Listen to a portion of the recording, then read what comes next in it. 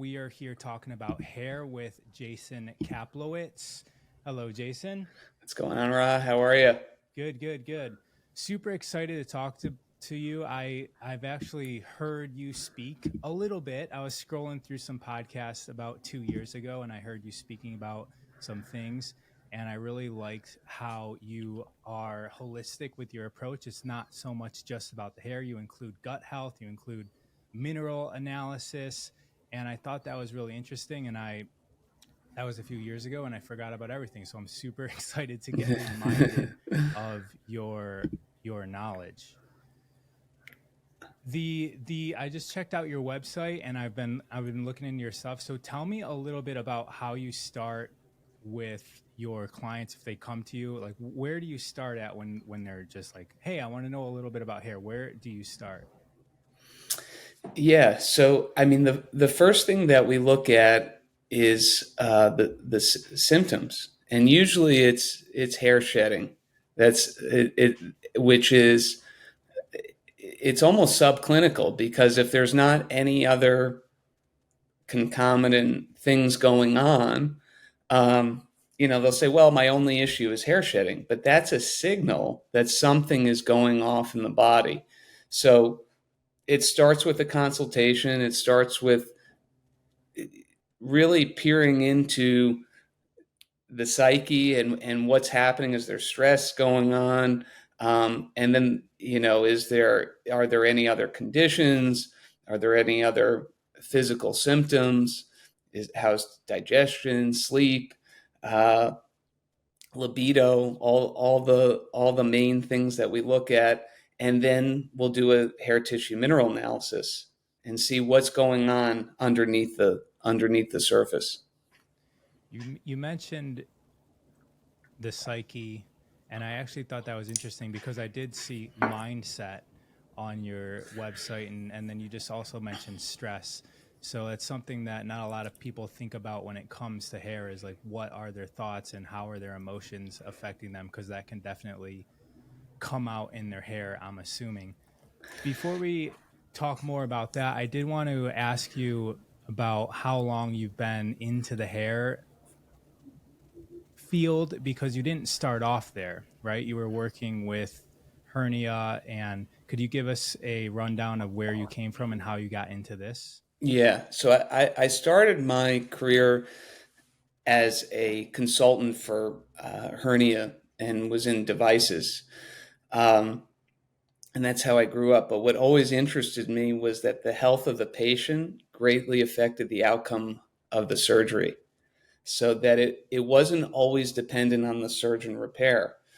It actually had to do with how your body repaired itself. And when I started coaching clients on health, it was typical things: chronic conditions, digestion, gut health, weight loss, weight gain. Um, and what I found is that accidentally their hair was improving.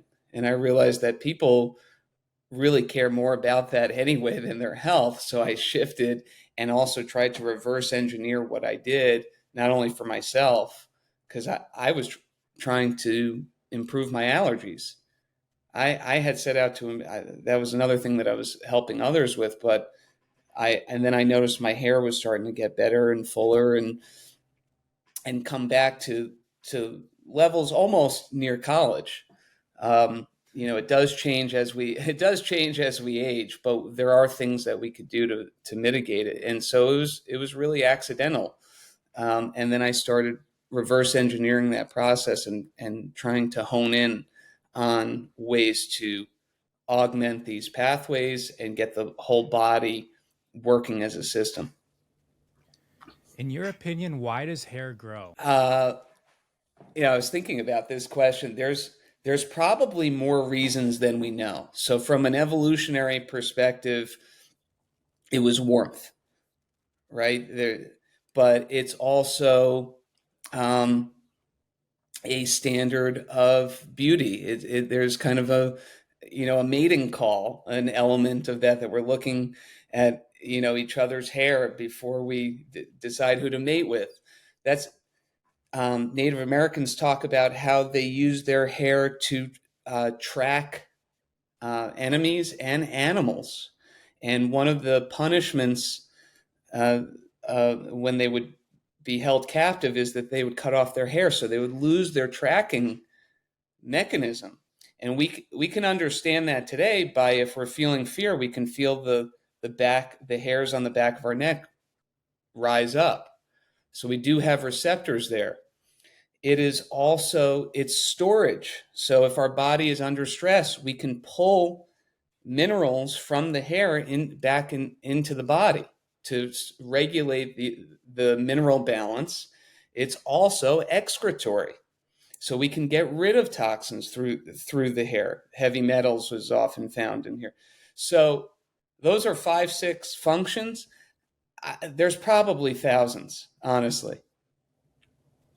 That's so you after working with hair, you are under the gnosis that there is some sort of external sensory function as the Native Americans use it. Oh yeah, absolutely. And even from a health standpoint, there's so many markers in there. I'm looking at about 30 minerals and what those ratios mean, but there are thousands of data points within that. So it is a bit esoteric. It is a bit beyond what we can measure. We're looking at a picture of it, but yeah, absolutely. I think there's definitely spiritual information in the hair. I mean, we have the trope in the biblical story of Samson and Delilah, Mm-hmm. where Samson lost his strength through his hair. So yeah, it's an interesting thing to think about. And often when people are losing it, that's one of the first thing that diminishes is their self-confidence. And while that seems a little bit trite, or it seems a little bit, self-centered, there's something to it. You're actually losing a part of yourself.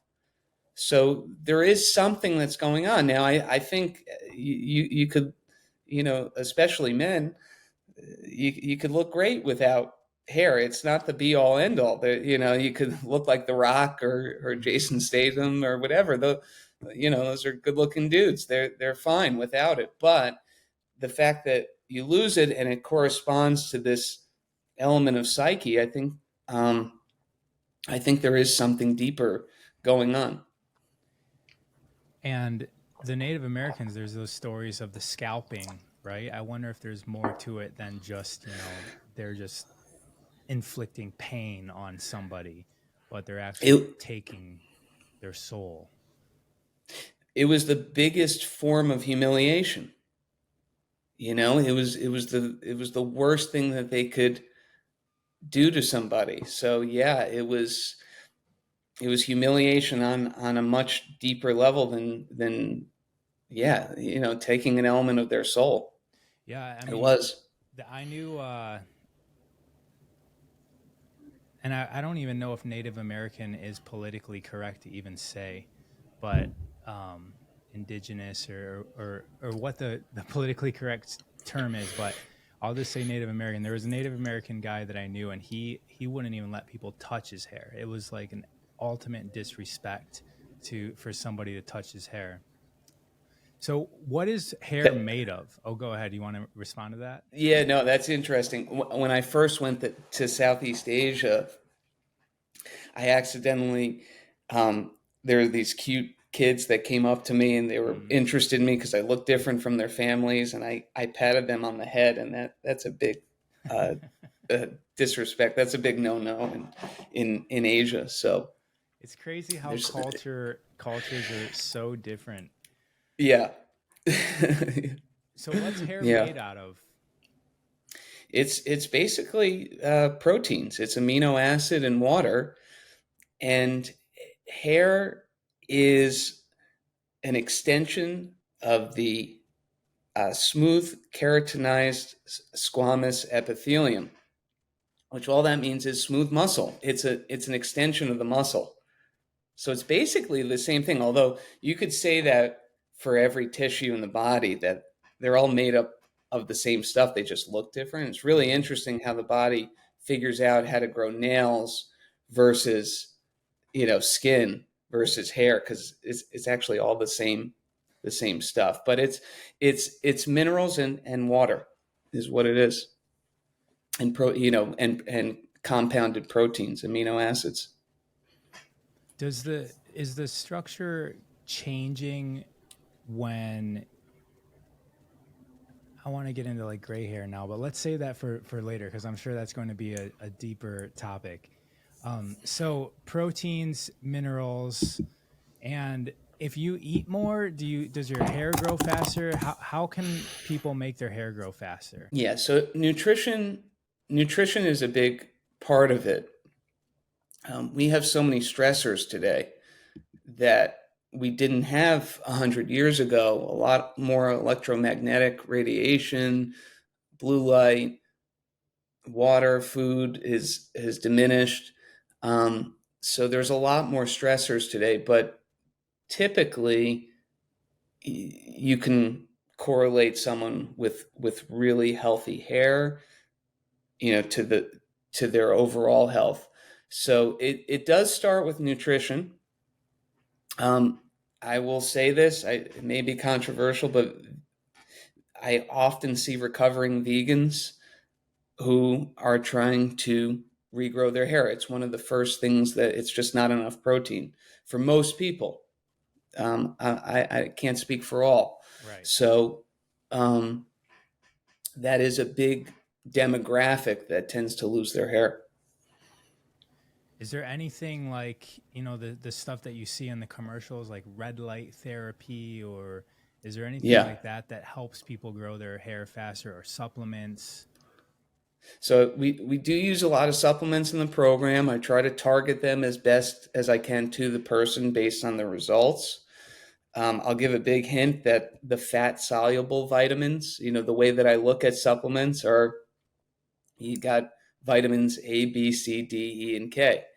And so the fat solubles, E and K and A and D, I try to get those from whole food sources. So like cod liver oil for A and D, beef liver, E and K in isolate. But then we're trying to target where else there might be hormonal imbalance. Those are great supplements to start with, but it gets complex. And I try to do this. I use a ton of techniques. I also do this homeopathically.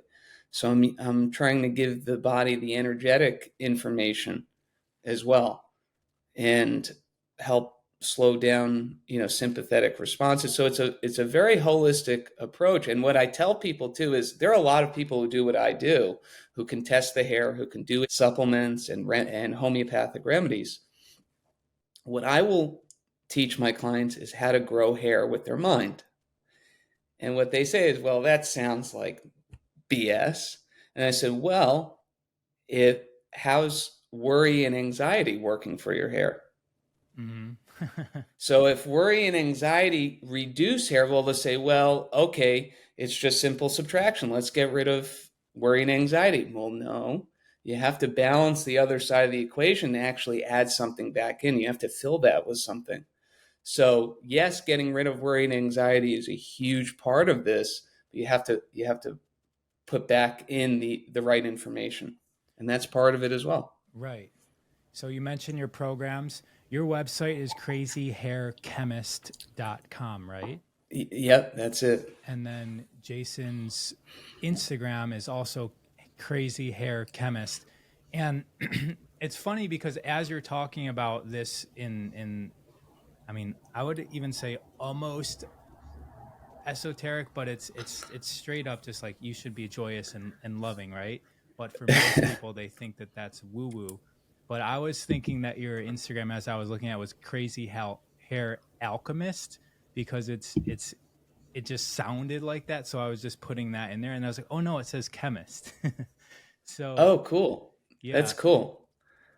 but Appreciate that. I used to my company used to be called, or the operating company was called Alchemy Method. oh nice. Yeah, so that So word kept on popping up in my head. I had to keep on reading your title slowly. I'm like, it says chemist, not alchemist. uh, that's cool. Appreciate that. But so you've got some programs that you help people regrow their hair naturally. So we talked about growing hair. What about hair loss? Is there, I'm sure it's the same thing, but is there any way that people can prevent or even treat hair loss once it's already done? Once Yeah. it's already You, been lost? you also mentioned some of the devices online. I do recommend ways to stimulate stem cells. A lot of people use red light. That's great for holistic health, but if you're able to get sunlight, that's a full spectrum light. Hmm. Right. So I try to help people not overcomplicate things. You're getting one uh, part of the spectrum with red light, and it is very healing. But go out and get some sun where you can. Um, so what happens? The question was, what happens with hair loss? What can you do to stop Prevent once it's or already? treat it. Yeah, either Yeah, prevent or treat. I guess they're different things. So let's hear the your opinion on that. yeah. They probably are different things. You do have to approach it a little bit differently once it's already, the best time to deal with hair loss is when it's acute. And I tell clients this too. If they're like, especially the men, if they're completely bald and it's a 20-year-old problem, it's unlikely that this holistic approach will grow back. It could. I have seen some pretty interesting things, but you know the younger the problem, the better it is to deal with it. Um, Once you have hair loss, a lot of people will be afraid. I hear this all the time. They'll be afraid to like wash their hair because they'll have so much hair shedding. Hmm. And one of the things that I coach on is that you actually have to get through that, because you do need to massage and stimulate the scalp.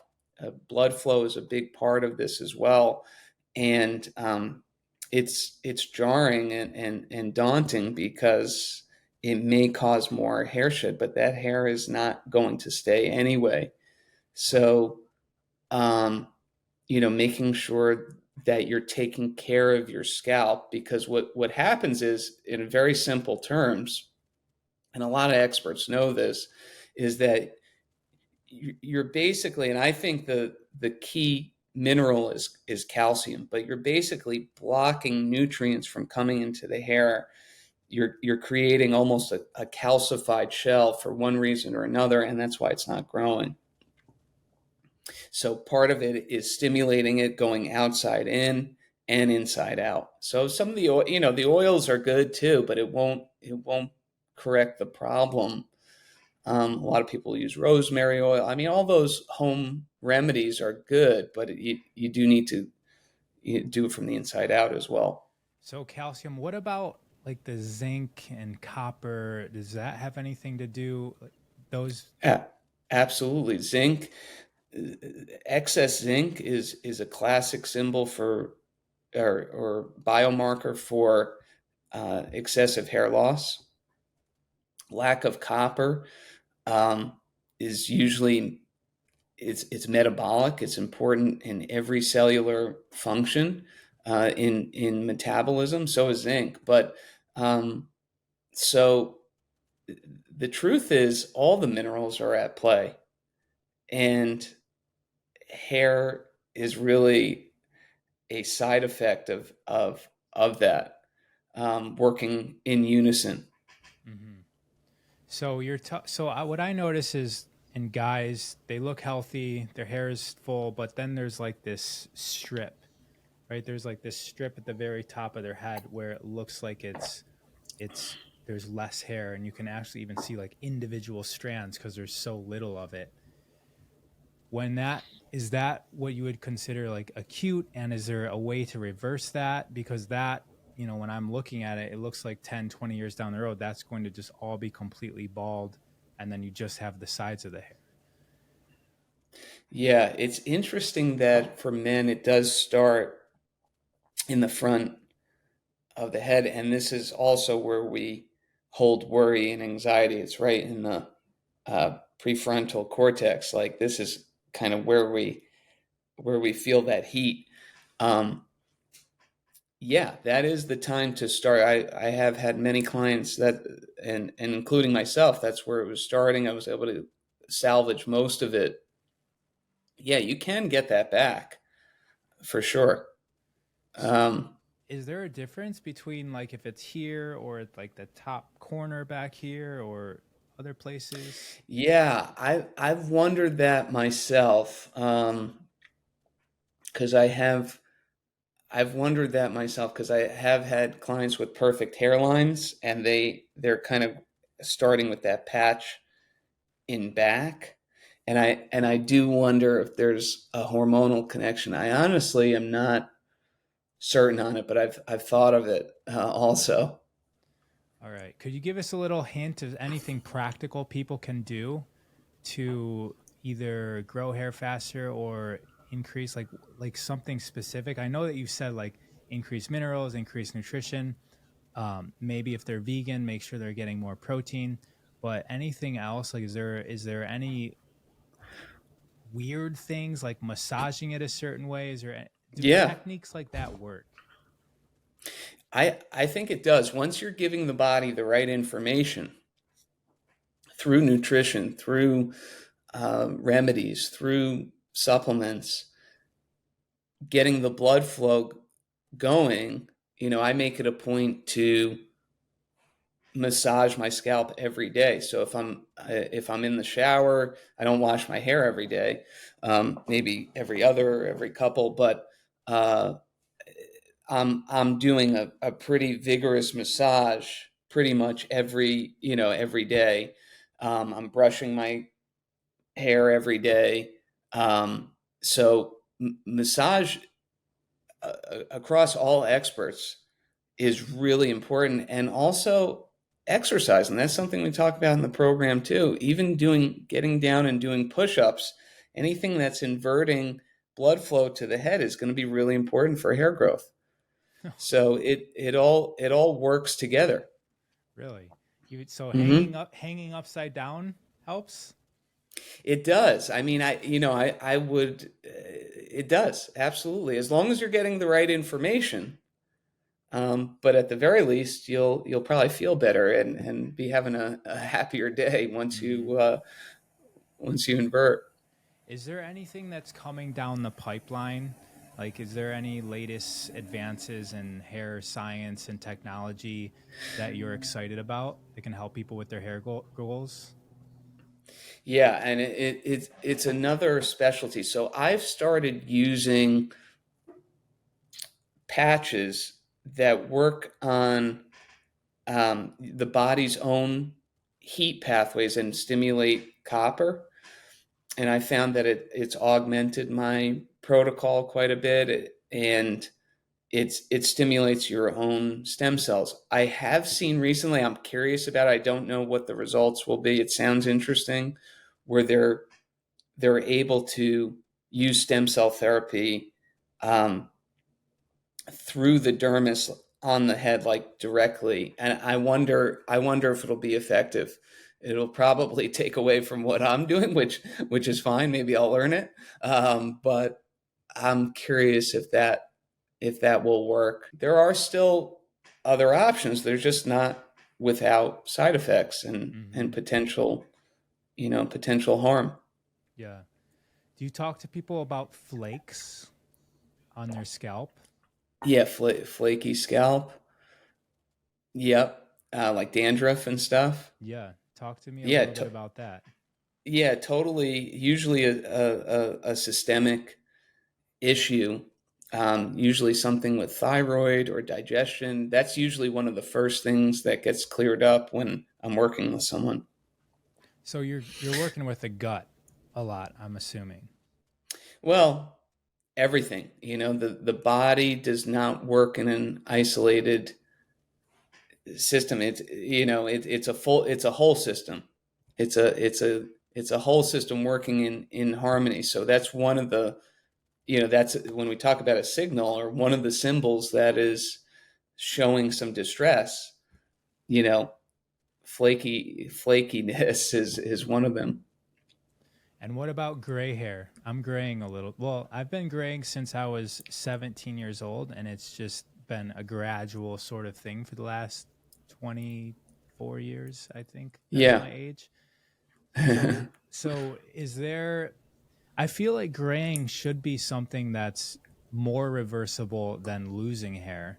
Was there anything people can do for graying, or what causes graying? I guess we should start there. Yeah. What causes graying, in my understanding, is oxidative stress, excess peroxide, basically. Peroxide. It's literally hydrogen peroxide as a waste product in in the cells that are causing graying. Um, and I've found that working with certain clients, you can reverse some of it. It's not a perfect science. It doesn't always work, but I actually just spoke to a client today that we were working on his copper levels, and he noticed that his hair was a darker shade. So it's usually an indication of some oxidative stress. There are ways to slow it down. There are ways to add pigment back in, through a program. Um, it is connected to copper. That doesn't mean go out and take a bunch of copper. That probably isn't the right way. It's usually working again in a system, whether it's iron or calcium or zinc, and figuring out all those levels at the same time. Um, but that is my understanding. It's basically excess oxidative stress, but there's an element too. My grandmother used to always say, it's a blessing to go gray. I do think it is part of the natural aging process, but if it's a little bit premature, it's happening very quickly. If it's in combination with some sort of stress, if it's out of the normal Mm-hmm. cycle, it's worth taking a look at. But I wouldn't necessarily uh, admonish the whole thing. Right. There's definitely, I have acceptance, but there's some people, once they get one gray hair, they're flipping out and they pull it out of their Yeah, head, and then they find two more, and then they think that they're dying. yeah, And they'll do, and then they dye their hair. So is there anything that you have to say about dyeing hair or even yeah. bleaching hair? Yeah, it's pretty toxic, honestly. I wouldn't do it. I've fortunately not been in a situation where I've ever needed to, um, but I've worked with plenty of clients who have had a history of coloring their hair or bleaching their hair, and that can cause further hair loss. So, women are a little bit more adamant than men about that, but it's not good for you. Right. I mean, you got the No. chemical toxicity, and everything that you're saying seems to be that it's about bringing your body back to a state of health from a physical standpoint, Yeah. a mental standpoint, emotional standpoint.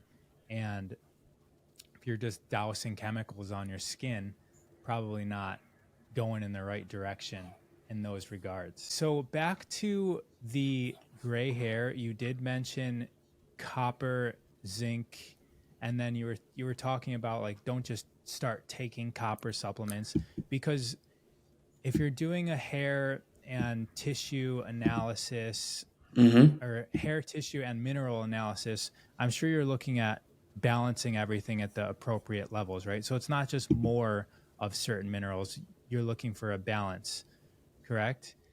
Yeah, Is there it's any is it absolutely Yeah, absolutely balance. So balanced. is there anything that people can do that wouldn't require a hair tissue and mineral analysis so that they can know if they're out of balance? Is there any indicators that they might, or what are the indicators that somebody should go get a hair tissue and mineral analysis? Well, usually they're coming to an alternative practitioner as somewhat of a medical reject, that they're not able to figure out their issue, with a physician. And so it's another lens. I always say no test is perfect. You've got blood, which is the water of the body, urine and stool, which is the toxins, what you're excreting, and the hair is what you're storing on a simple level. So each one gives a window into the body. And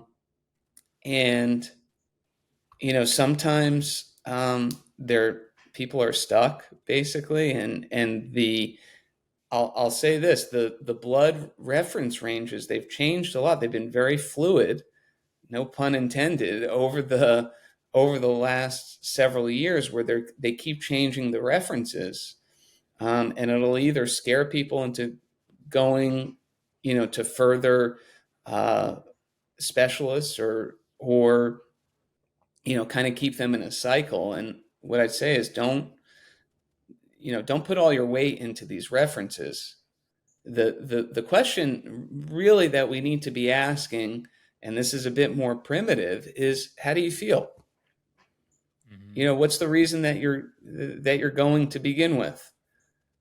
Because if you feel great and someone tells you that your bilirubin is high, you're not going to feel very good after that visit.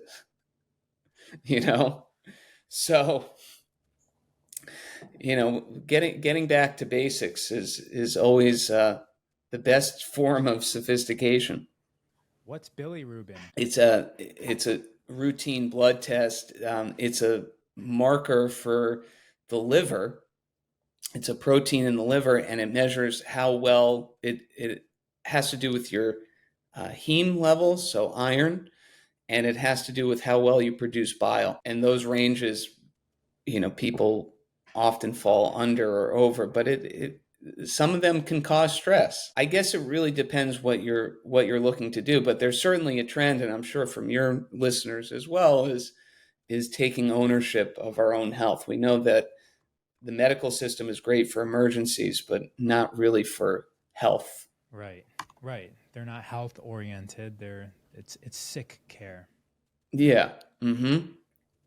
What do you recommend for a schedule of shampoo and conditioner, or even type? Yeah, I try to use as many whole foods as possible. So North American Herb and Spice is made from all whole foods. Sometimes that irritates people's scalp if they have itchy red scalp. There's usually a liver. Liver is another pathway that will indicate that. I love to use Johnny Slicks. Their original scent is pretty gender neutral. So a schedule, just not every day. Some people's scalps are oily, more oily than others. I know growing up, I was a swimmer, so we had to wash our hair every day because we were basically bathing in chlorine. So, sometimes it's unavoidable, but try to, try to give some days in between. And going back to that massage, using the natural oils of the scalp, where you're kind of shampooing your scalp without any shampoo. You're using your own natural oils. Hmm. And so you have shorter hair, so you even brush your hair. Because when my hair was your length, I never brushed it ever, ever. Didn't own a comb, Yeah. didn't own a brush. But you even think that with short hair, brushing the hair is important. Yeah. We're not really brushing our hair. We're brushing our scalp. Mm. I mean, I guess people can style it and use a comb, and that's what most people think that, but that's not really what a brush is for. In the same respect, you're actually moving the lymph on the scalp. You're making it feel like it's breathing. And if any of your listeners don't know what that means, they haven't done it. they haven't made their scalp feel like it's breathing, either with their fingertips or their comb. It's important. That's really what it's for. In the same respect that it's important to move our bodies, to massage our bodies, to get movement. And that's why dry brushing is also so effective. I haven't done that in a while. I've been slacking on that. I can't do it all, but it's the same concept. I'm not looking to brush the hairs on my arm. I'm looking to move the lymph. Right. I definitely know what it is like to brush my head as my hair got longer, and it feels very, very good. And so Yeah. it's definitely something Yeah. that I could have been doing with shorter hair, because it definitely feels like it's opening up that whole part of my body. Is your video still on? Because I don't My personally video, see you. But my video is still on, and there's a little bit of a lag. okay. It should still be I have recording. You're good then. Yeah. I have a question for you, Ra. You've got great hair. Okay. What do you do to work on your hair? Is So there a lot anything of special? yeah, Yeah. so there is nothing special. It's most of the stuff that you're talking about as the remedy. That's what my entire life is. Yeah. I'm in the health and wellness. I've been in the health and wellness field for my entire adult life. So I've been paying attention to diet. I work with superfoods and herbs. I try not to overdo it, but definitely most of my life I overdid the natural herbal supplements. So there might be an abundance of that, but my mindset is pretty dialed in. Emotional intelligence I've worked on my entire life as well. I went to school for psychology, and I just really love myself and love my hair. And even though my hair is like, it gets annoying, and it's all over the place. I shut it in the car doors. I sit on it. Like I have to stay away from the stove because it's going to catch on fire, because it'll fall into the flame.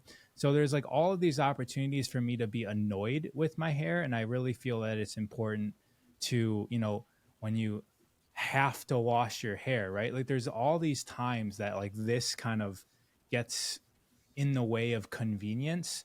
And I find that even just appreciating it in all of those moments and despite all of those moments is really important to keep it. Because if you're constantly looking at your hair as a chore or something that you have to lug around, or that you have to brush, that you have to wash, then you're going to create a reality where it's not there anymore. And there's something inside of me that feels like that's important as well. Amen, brother. I mean, you actually said something that, like all of it, really resonated. And one moment in particular, you said, "I love myself and I love my hair." It's not, and I've been trying to hopefully convey this throughout the talk here, is that it's not different. Anytime you're isolating one part of yourself, as you said, and showing anything but love, you're diminishing. So if your hair, one of the things that's in my program too is affirmation Mm-hmm. about not only loving yourself, but loving what you have, loving what you got, loving your hair. And I find that a lot of people will be frustrated with themselves, or with one part of themselves, which will put them in a perpetual cycle. So it's not different. Yeah, I think that self-love is really, really important. Um, and everything that we're manifesting in this physical body. You talked a lot about blood flow, and I feel like that's also something that I've been naturally doing as a result of my habits. I've been in the exercise world. I'm not really doing any traditional gym stuff right now, but there is a lot of like if I do anything, it's yoga a few times a week. And in yoga, you're pretty much upside down the whole time in downward dog.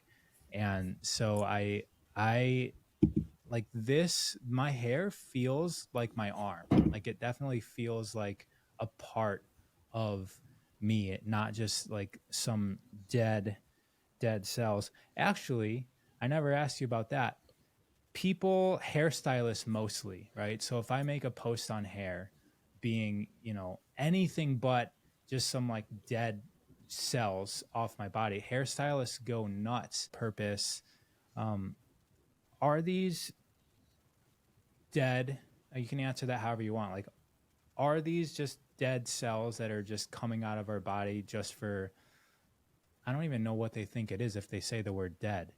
But what do you have to say Yeah, about like the I hair would just being like a definitely, dead thing?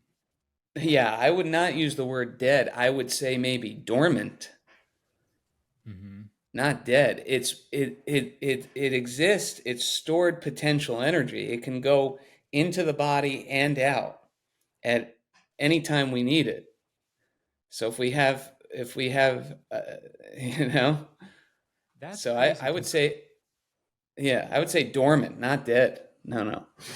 the way that you say that hair is storage is out of, I've just never come across that before, and it's true, and it makes sense, and it just makes sense from an efficiency standpoint of what our body can do. It would definitely store minerals in here, and that's what graying is, right? If there's a lack of nutrients or in your body, or you're overly stressed and your body has to pull extra minerals or extra energy, it's going to strip your hair and it's going to gray or not be able to stay there, and it's going to fall out. And so that resonates, and it sounds like truth to me, that, and that's something I've never even thought of, and that brings a whole new meaning of what hair is. It's like a suitcase of minerals and nutrients that the body can use if it needs it. Yeah, yeah. And it also has that action potential to, sense, it's sensory also. So we started out this conversation. I think there's hundreds of functions for hair that we're not even aware of. But yeah, I like that analogy, Rob. That's cool.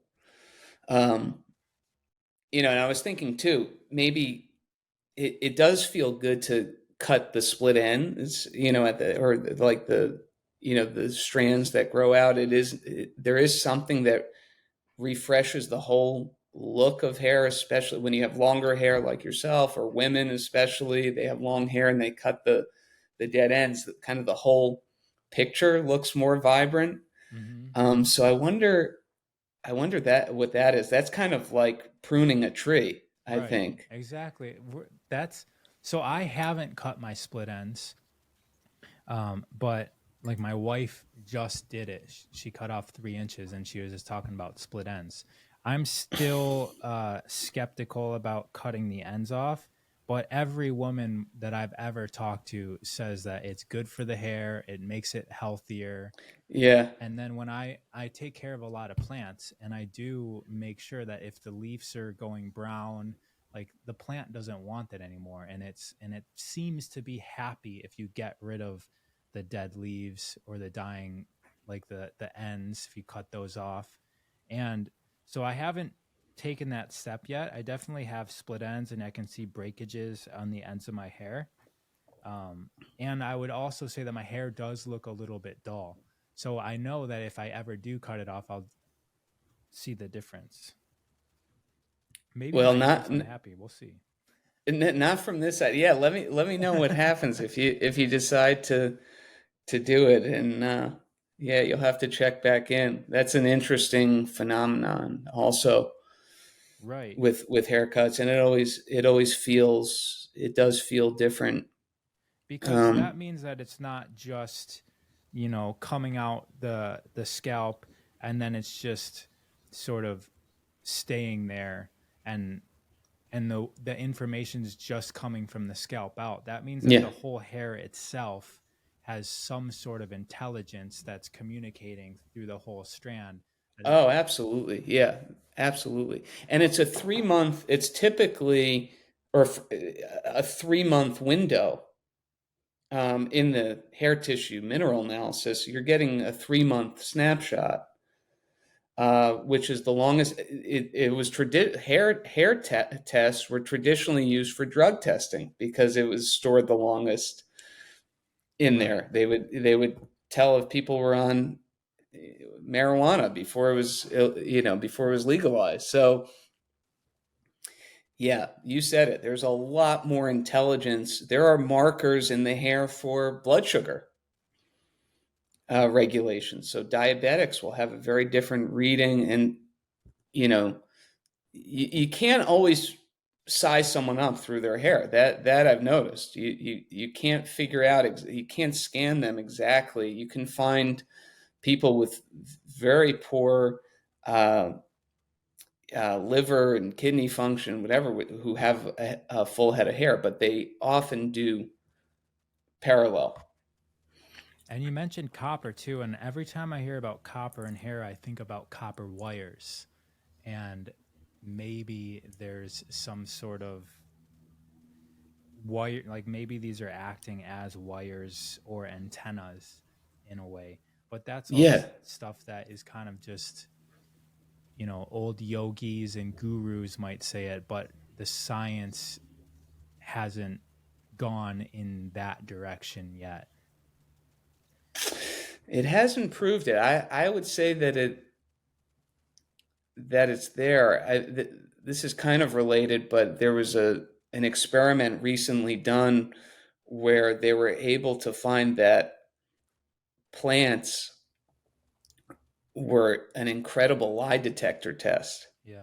They were able to tell when someone was lying based on how they responded to certain stimuli. And I think it goes back to the hair standing up on the back of your neck. Women often feel threat, and they'll feel it, usually, right here or in their hair, like they kind of know when there's danger. So the lie detector test is like that galvanic skin response, like it's measuring the something on the skin, right? And so you're saying that because I know they hook those up to plants as well, and that's what they use to like have a plant sing, or they can kind of tell whether a plant is stressed or not. If you cut off a leaf, you can see that the plant is responding to it. So you're saying that they're actually hooking plants up like that and sitting them next to a person, and if the person is saying lies, that the plant responds a certain way versus truth. Yeah, yes, and I don't know the full extent of the methods, but that was the premise. It was done through the CIA, and Right. I mean that's really fascinating. And I think we have similar abilities, and I think it does extend. I love that idea of the antenna because that relates to that whole um, indigenous, Native American idea. Yeah. Um, I think I know the studies you're talking about, and they actually can respond to like other plants dying, or if like a landscaper comes in that just got done destroying a bunch of plants, all the plants in the room start getting really stressed out. Or there was one time where the researcher, I think the whole thing started because he had the plants set up, and he had like hot boiling water that he poured into the sink and killed the mold in the sink, and that that made the plants around all just go nuts because wow, it was like responding to the life forms dying in the sink pipe. But yeah, wow, so just like that. that's phenomenal. Yeah, but you're saying that like there is science, it's not mainstream, that is saying that there's information being transferred throughout the field, and how do us as humans interpret it. And then you're also saying that hair standing on the back of your neck, sometimes that happens before something bad is happening in our life or something dramatic is happening in our life, we have this sensation. Or if somebody walks in the room that has negative intentions, our hair picks it up. Mm-hmm. Yeah, and that's stuff that people can't ignore, you know? No, Like, you can't no. ignore it. It's like it happens in our life. If the crazy one is if somebody looks at you and then something inside you tells you that they're looking at you, and you look up, or you look at somebody and they look at you. Like, what is that? Like, where what's the Yeah. function there? I've once seen it described as electromagnetic waves, basically energy being directed at, and you're picking it up on the antenna. You're picking it up on your hair. You can feel someone looking at you. Mm-hmm. Um, and the hair is the. I mean, here's another one. If you look at a cat, and kids are like, God forbid, someone cuts off their whiskers. I mean, that's how they manage. That's Right. how they navigate. Yeah. So that's a more direct experience of how hair, basically a strong whisker, helps them, mice and whatever, help them navigate, help them move and have sensation. I'm gonna look more into that. Like, what makes whiskers whiskers? Because you're right, they're like the super powered hair. Yeah. Mm-hmm. So where can people get a hold of you? I did mention your website was Crazy Hair Chemist. I almost said alchemist. Crazyhairchemist.com. Is there somewhere there that people can fill out a form? What's the best way to get a hold of you? Yep, you can book a consultation if you're looking into coaching, or find me on Instagram. Those are the two best ways. Amazing. Anything else you want to add before we pop off?